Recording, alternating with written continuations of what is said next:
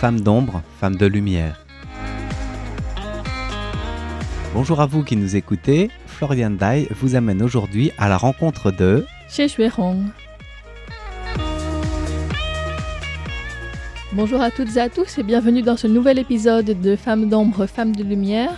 Aujourd'hui, c'est le 4e et dernier épisode consacré à la vie de Xie Xuehong, une communiste taïwanaise née en 1901, dont nous avons donc déjà parlé dans les épisodes précédents. Elle vient d'une famille très pauvre, elle a été vendue à ses 13 ans pour payer les funérailles de sa mère. Puis elle a beaucoup travaillé, elle est passée par des épreuves très difficiles, elle a été remariée, revendue lorsqu'elle était un peu plus âgée parce qu'elle avait tenté de se suicider. Et son nouveau mari, qui est donc un homme riche, lui permet de voyager. Et en voyageant, elle découvre des révoltes au Japon et en Chine, notamment à Qingdao, qui lui font prendre conscience qu'il est possible de se rebeller face à une situation injuste. Et donc c'est là que commence son engagement. Elle va beaucoup en Chine, elle se forme au communisme. Et lorsque le Parti communiste de Taïwan est créé, elle en prend très vite la tête parce que ses camarades sont emprisonnés par l'armée japonaise, puisqu'à ce moment-là, Taïwan est une colonie japonaise. On est en 1928. Xie Xuehong est donc à la tête du Parti communiste de 1928 à 1931. Lorsque ses camarades reviennent de prison, ils ne sont pas tout à fait contents de sa manière de mener le parti. Ils voudraient qu'il y ait plus de grèves, plus d'actions marquées. Donc, ils la font sortir du parti. Ils mènent ces grèves et l'armée japonaise qui voit tout ça les laisse faire pendant un moment. Elle repère bien qui fait quoi. Et ensuite, la police arrête tout le monde. Donc, Xie Xuehong est condamnée à 13 ans de prison. Elle n'en fera que 7 ans et demi puisqu'elle est relâchée parce qu'elle semble sur le point de mourir tellement elle a subi des tortures difficiles et son corps n'en peut plus.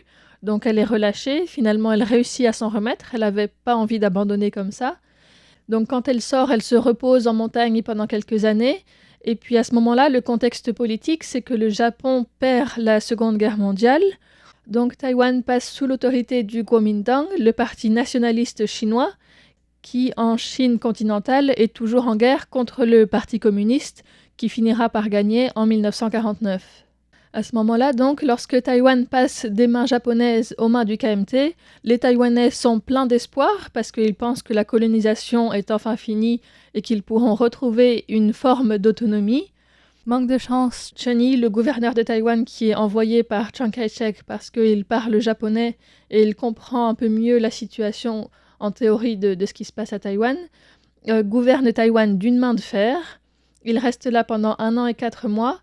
Et les Taïwanais qui pensaient retrouver leur propre peuple, donc un peuple de Chinois, ils s'imaginaient être les égaux des Chinois qui allaient arriver du continent.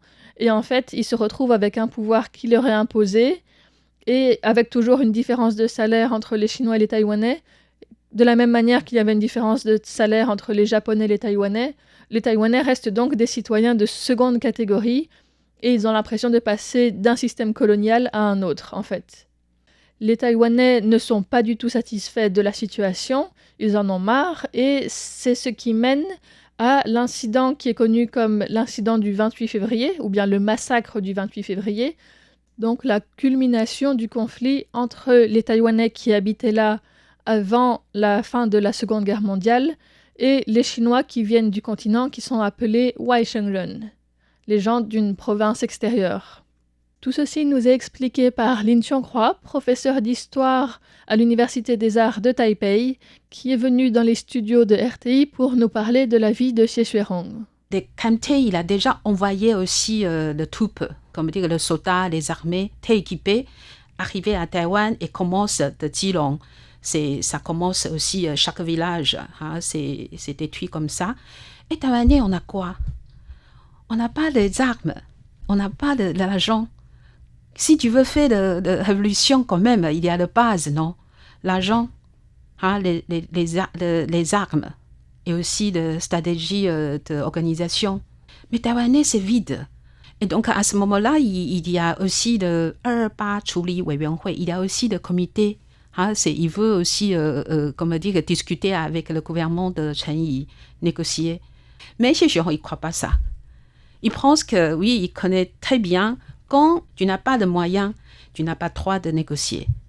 Négocier, c'est pour les gens, tu as déjà quelque chose.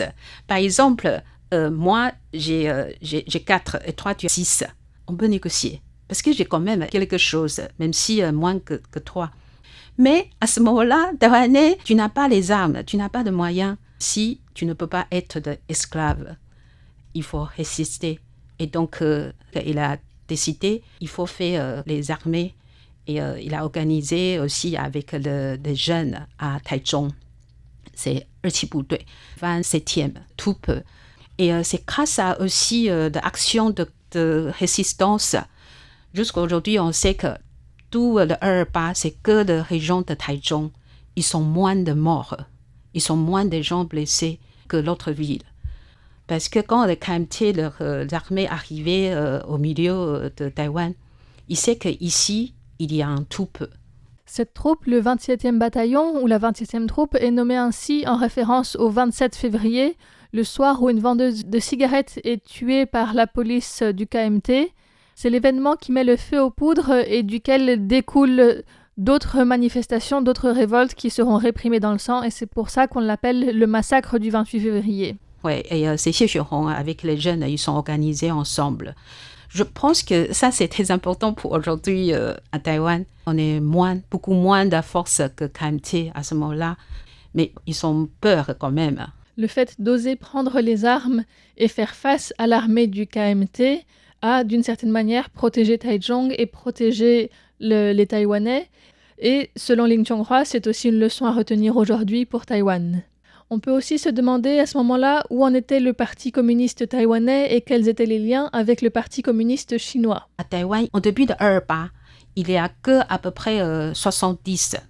Mais après le 228, ça montait aussi, maintenant le chiffre, on sait que c'est 1300 personnes. 1300 Taïwanais, ils ont participé aussi Taïwan Shen Gongzuo Weijuanhui, ça veut dire que le comité de travail sur Taïwan, de PCC. Parce que je crois que après le 228, les Taïwanais, c'est très clair. Ils sont déjà pas l'espoir sur ce Chinois. Ils n'ont pas encore les idées pour être indépendants. Parce que passé aussi de 50 années de colonisation japonaise, ils sont toujours gardés dans la tête, c'est notre pays natal, c'est de Chine. Et donc, on connaît très bien, c'est 228, c'est aussi très très important pour aussi séparer les Taïwanais avec le KMT. Mais n'oubliez pas, il y a aussi de gauche. Donc, ils gardent de l'espoir. Ils croient que pour nous et les communistes chinois, à ce moment-là, on a le même but. C'est comment pousser le KMT. Et si KMT il peut quitter Taïwan, les Taïwanais, au moins, on peut inspirer. À ce moment-là, donc, plus de 1000 personnes rejoignent le Parti communiste chinois depuis Taïwan pour s'opposer au KMT, avec une organisation qui est donc secrète à ce moment-là, bien sûr. Il y a aussi beaucoup d'élites, de médecins, et aussi de professeurs d'université, de journalistes, d'artistes, et aussi de jeunes étudiants. Mais pas que ça, il y a aussi les paysans, il y a les travailleurs. Ils ont tous participé aussi de ce parti parce que c'est pour aussi faire la guerre avec KMT. Mais ça, c'est très, très dangereux, on sait. C'est pourquoi après, Xie Xuehong et Yang Kehuang, il doit aussi, comme dire, après le 27部队, parce que quand même, tu es minorité et fait face aussi la majorité. Et c'est terminé, il doit fuir. Et après, c'est par Kaohsiung. Et aller à Xiamen. Et ils sont exilés en Chine. Et après, ils sont retournés à Hong Kong. Travaillent à peu près 2 ans, plus que 2 ans à Hong Kong. Parce qu'à ce moment-là, Hong Kong, c'est aussi un endroit, c'est plus libre et c'est plus ouvert. Et à ce moment-là, Xie Xuehong, il a aussi rencontré Liao Wenyi. Si vous avez entendu, il est aussi assez tôt indépendantiste taïwanais à Hong Kong. Ils ont le même but, c'est aussi, il espère détruire aussi le KMT, mais sur l'idéologie politique, c'est différent. L'un est de droite, l'autre de gauche, et leur attitude, notamment par rapport aux États-Unis, est diamétralement opposée, donc Xie Xuehong retourne en Chine. Mais avant de quitter la Chine, elle avait néanmoins fait quelque chose d'important.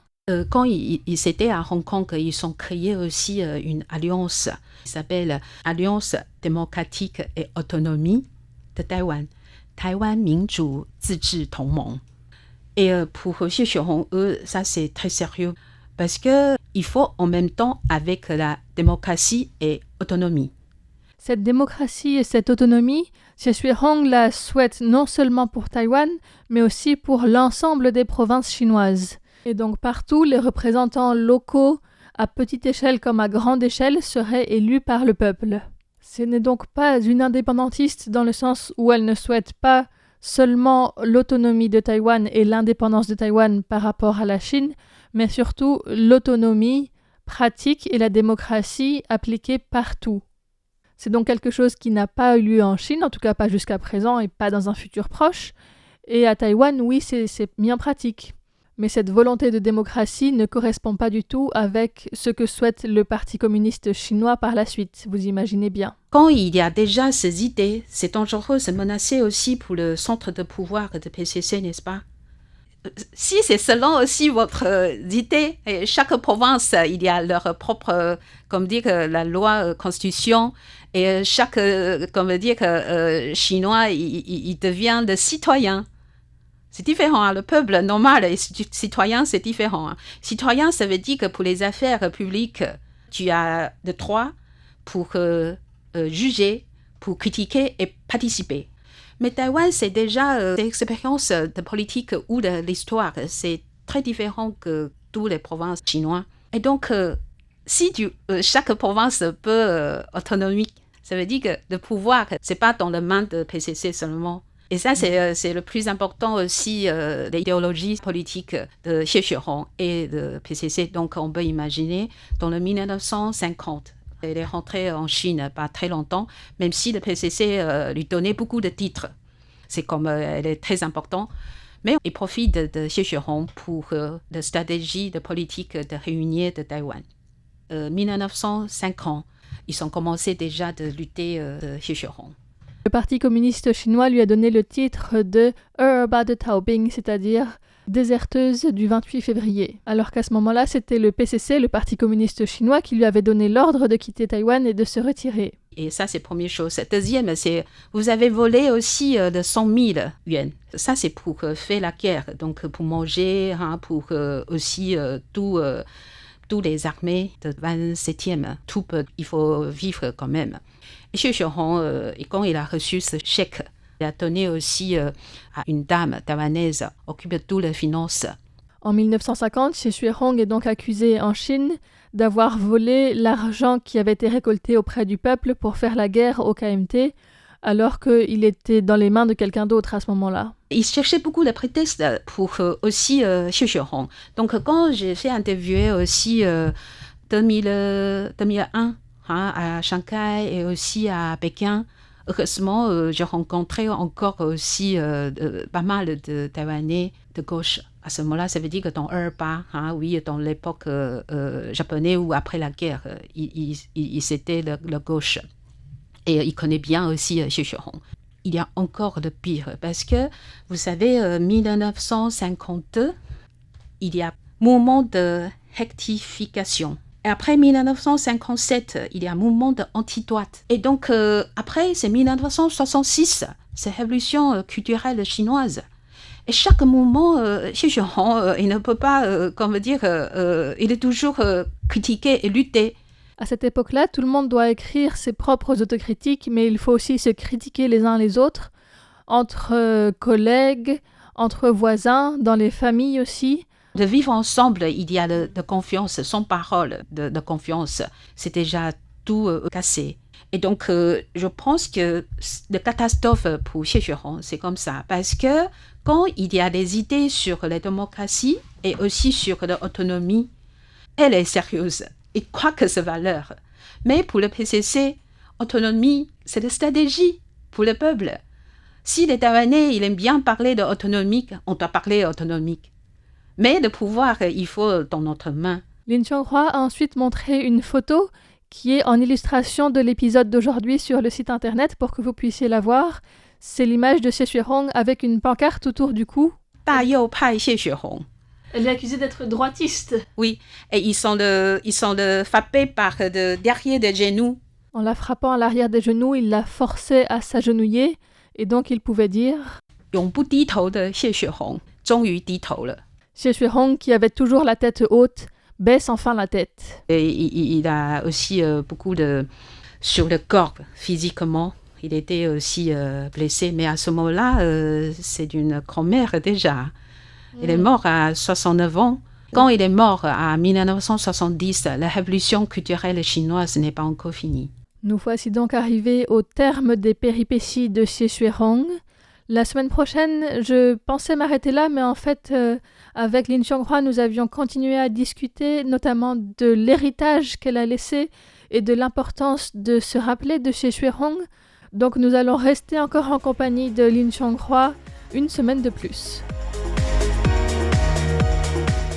C'était une émission présentée par Florian Dai pour Radio Taïwan International. Très bonne suite d'écoute sur nos ondes.